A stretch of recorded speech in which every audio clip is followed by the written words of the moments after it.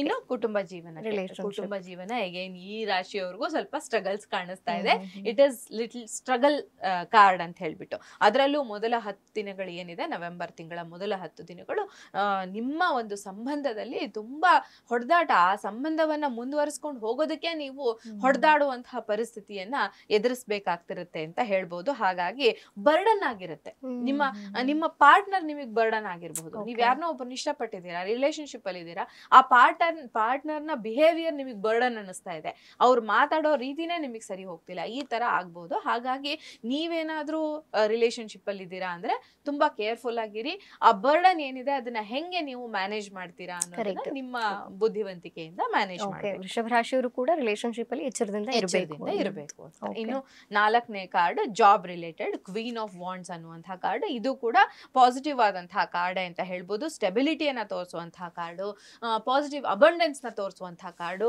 ನೀವು ಎಕ್ಸ್ಪೆಕ್ಟ್ ಮಾಡಿದಷ್ಟು ಹಣ ಕೂಡ ಈ ಜಾಬ್ ಅಲ್ಲಿ ಬರುತ್ತೆ. ಆದ್ರೆ ಒಂದೇ ಒಂದು ಏನು ಅಂತ ಹೇಳಿದ್ರೆ, ಯಾರೋ ಥರ್ಡ್ ಪಾರ್ಟಿ ಒಬ್ರು ಅಲ್ಲಿ ನಿಮ್ಗೆ ಸ್ವಲ್ಪ, ನೀವು ಜಾಬ್ಗೆ ಟ್ರೈ ಮಾಡ್ತಿದ್ದೀರಾ ಅಂದ್ರೆ ಅಲ್ಲಿ ಯಾರೋ ಒಬ್ಬ ಪರ್ಸನ್ ನಿಮ್ಗೆ ನೆಗೆಟಿವ್ ಇಂಪ್ಯಾಕ್ಟ್ ಮಾಡ್ತಾ ಇದ್ದಾರೆ ಅಂತ ಹೇಳ್ಬಿಟ್ಟು, ನಿಮ್ಮ ಉದ್ಯೋಗ ಮಾಡ್ತಾ ಇದ್ರು ಕೂಡ ಅಲ್ಲೂ ಕೂಡ ಯಾರೋ ಸಮ್ವನ್ ಇಸ್ ಟ್ರಬ್ಲಿಂಗ್ ಅಂತ ಕಾಣಿಸ್ತಾ ಇದೆ. ಅದಕ್ಕೆ ಸ್ವಲ್ಪ ನೀವು ಯಾರು ಟ್ರಬಲ್ ಮಾಡ್ತಿದ್ದಾರೆ ಅವ್ರನ್ನ ಗುಡ್ ಟರ್ಮ್ಸ್ ಅಲ್ಲಿ ಇಟ್ಕೊಳ್ಳೋದು, ಅಥವಾ ಅದಕ್ಕೆ ರಿಲೇಟೆಡ್ ಆಗಿ ಏಂಜಲ್ಸ್ ಗೈಡ್ ಮಾಡ್ತವೆ ಹೇಗ್ ಮಾಡ್ಬೋದು ಅಂತ ಅನ್ನೋದನ್ನ, ಅದನ್ನ ನೋಡ್ಕೊಂಡು ನೀವು ಹೆಜ್ಜೆಯನ್ನ ಇಡಬಹುದು. ಎಸ್ ಮೇಡಮ್, ಇನ್ನು ಏಂಜಲ್ಸ್ ಗೈಡೆನ್ಸ್ ಏನ್ ಸಿಗಬಹುದು? ಏಂಜಲ್ ಗೈಡೆನ್ಸ್ ನ ನೋಡೋದಾದ್ರೆ,